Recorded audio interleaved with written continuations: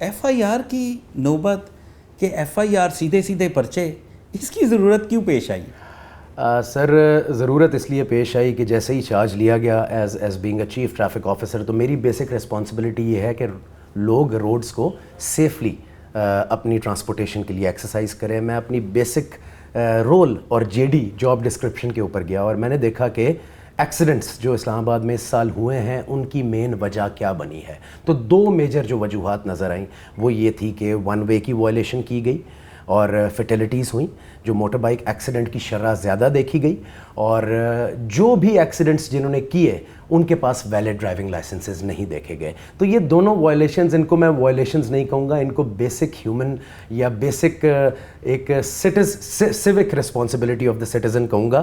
اور کہنا چاہوں گا کہ اس کے لیے انفورسمنٹ کی ضرورت ہی نہیں پڑنی چاہیے سر، یہ ایک کامن سینس ہے.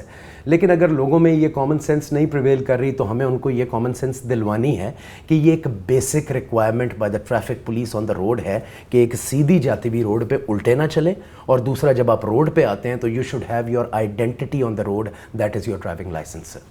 کہ قانون میں تو ایسا ہے کہ جب ایکسیڈنٹ ہو اور ایف آئی آر اس کے پاس اپنا لائسنس نہ ہو تب ایف آئی آر ہوتی ہے.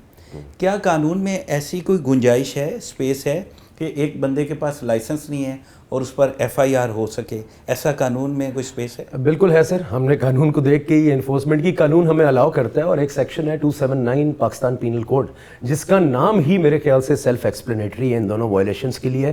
اس کا نام ہے ریش اینڈ نیگلیجنٹ ڈرائیونگ. اب ریش ڈرائیونگ کب ہے؟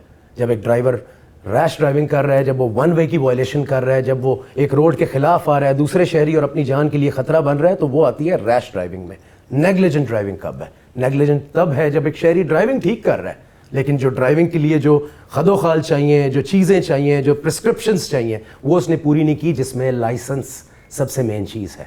تو ریش نیگلیجنٹ ڈرائیونگ کا سیکشن ہے جو مجھے امپاور کرتا ہے، اور یہ دونوں وائلیشنز اس کے انگریڈینٹس کے اندر ہی موجود ہیں.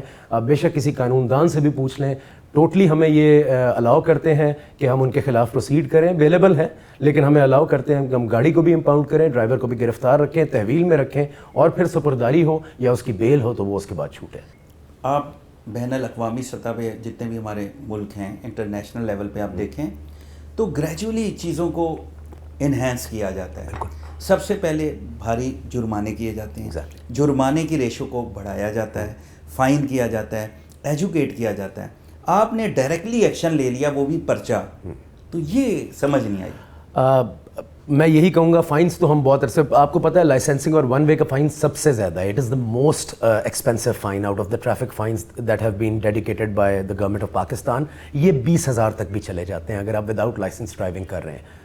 فائنس تو ہو رہے ہیں نا سر، فائنس تو ایک عرصے سے ہو رہے ہیں، 2-3 سال ہو گئے فائنس کرتے ہوئے. انفورسمنٹ کی ضرورت تب ہی ہوتی ہے جب شہری ایجوکیٹ نہیں ہو رہا ڈیلی بیس پہ لائسنسنگ کے لیے. کہتے ہیں کہ اچانک سے دھماکہ ہمارے اوپر آیا، ایک اچانک سے بم پھوڑا ہے. دیکھیں آپ مجھے یہ دیکھیں ناصر بھائی، اگر فرسٹ کی ڈیڈ لائن تھی، ابھی پرسوں فرسٹ ہے، یہ توسیع کر دی گئی ہے، 7 تک کر دی گئی ہے، یہ عوام کے رسپانس پہ ہی ہوا ہے نا.